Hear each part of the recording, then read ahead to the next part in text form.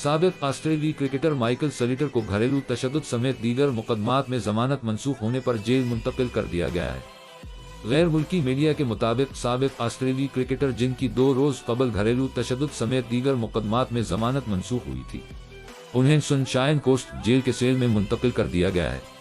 Report के मुताबिक Michael सलीटर jail में आम कैदियों की तरह रह रहे हैं।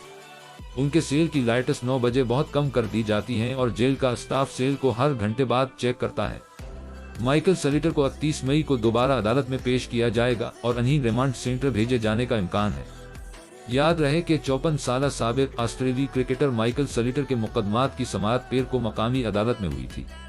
उन्हें रियासत क्वींसलैंड में किए गए मुबैना 19 जराइम से मुताल्लिक इल्जामात का सामना है, जिनमें 5 दिसंबर 2023 और 12 अप्रैल 2024 के दरमियान घरेलू तशद्दुद, गैर कानूनी ताक़ब या धमकियां देना, रात के वक्त घर में दाखिल होना, हमला आवर होना, जिस्मानी नुकसान पहुंचाना और गला दबाकर दम घुटने जैसे संगीन इल्जामात शामिल हैं। 2 रोज कबल जब उनकी जमानियत मंसूख हुई थी तो वो अदालत के अंदर गिर पड़े थे। वाज़ा रहे कि माइकल सलीटर 2004 में इंटरनेशनल क्रिकेट से रिटायर हो गए थे।